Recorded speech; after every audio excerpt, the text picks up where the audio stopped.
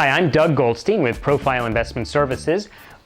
These videos are designed to answer questions that people ask all the time. So one of the most common questions we have when we open a new account for a client is he says, Doug, what are all these papers? It's true. I'm sorry to say there is a lot of paperwork that gets that's involved in opening an account. We do most of the work. Usually it's just the client who has to look through them and sign. Preparing them takes, well, quite frankly, a heck of a long time.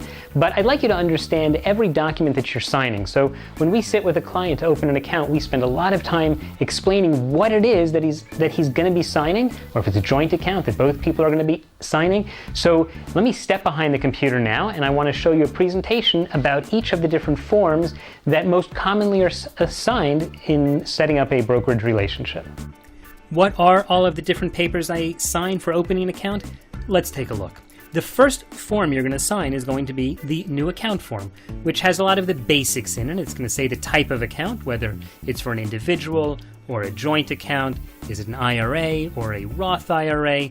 Maybe you're opening a trust account or a corporate account. All of these are the types of accounts that would be handled on a new account form. And in any event, every client is going to have to fill out the information and sign the form. It also includes such things as your tolerance for risk, how much experience you have trading, your social security number, your address. All of the basics are included in the new account form. It's how the brokerage firm understands who you are, and that's your way of, by the way, if you change anything, you would often even have to fill out a new account form. The next document you're going to see is called an investment counseling agreement. We sign with clients an investment counseling agreement that clearly spells out what our responsibilities are, what the costs are involved of advice, as well as many, many other details. It's not a long form, and it's written in pretty plain English so people can understand it. One of the most important things I tell people that's in this document is it's clear that we are giving investment advice, and we are not discretionary money managers. That means I'm never going to enter a trade without telling a client and then call him the next day and say, hey, John, I just bought you XYZ stock. If I think you should do something, I'll call you and I'll give you advice. That's what it means to be an investment advisor. And I'm mentioning that because that's to differentiate from being a money manager, where money managers do take discretion. They do whatever they want within a certain framework, and only afterwards does the client find out. So that's one of the important bits of information on the investment counseling agreement. If you have an account with another brokerage firm in the United States, it's very easy to transfer that account from your old firm to the new firm that we would be working with. We use a form called an ACAT form, an account transfer form, and it's very simple. So if you want to transfer your securities from one brokerage firm to another, you don't have to sell them. Very important. Don't go selling everything right away. Sometimes you might have to, but it's rare. Don't go selling everything right away. All brokerage firms basically are members of a kind of central clearinghouse, and we use this form, this ACAT form, to transfer assets when clients are moving from one firm to another.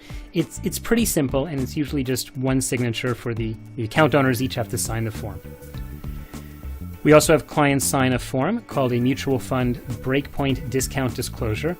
The important thing to understand, and we can talk about this when we talk about buying mutual funds, is that there are many different ways of paying for the funds, and there are certain pros and cons to each way of paying, and that's explained on this form. Clients also sign a privacy policy, which explains how we try to protect your privacy. They'll also sign on a business continuity plan, which basically says that if something happens to our company, you don't have to worry because we have backup plans in place. We, as Profile Investments, we've got backup plans both in Israel and in the United States, so I think you're pretty well covered in the event of an emergency. Another form is if you want a checkbook, you can request that. Similarly, if you want a debit card, you can request that. You also sign a form, either a W-9 if you are a U.S. citizen, or a W-8 if you are not a U.S. citizen. It's just a declaration so that we know how to code the account. And also you can sign what's called a credit advance, sometimes more commonly known as a margin agreement. And this, among other things, can allow you to borrow money against the account. There are special risks to this, which is why you have to sign a special form for it. Some clients do it and some clients don't. So you might see that in your package or you might not. You could sign an online request form, which allows you to see your statements and get confirms and other information via email. This could include everything from, as we said, the statements and the trade confirms, to notices, to prospectuses, to proxy statements. We always encourage people to keep their monthly statements, their yearly statements, and their tax forms. If you are going to go paperless, you need to keep those documents anyway, either print them or just save the PDF in a secure location.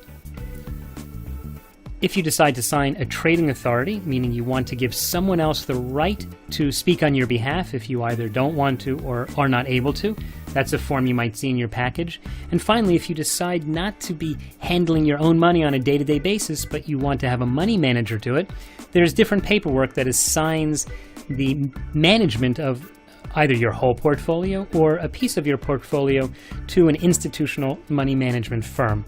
This is sort of the elite way of handling money. It's not the topic for today's discussion. I just wanted to go through with you what paperwork you would be signing. Most of the paperwork we prepare for you in advance, so you're just coming in to sign. But because there is a lot of it, I'd like to make sure that you understand what each piece is. And of course, when you're actually signing it, if you have any questions, don't hesitate to ask.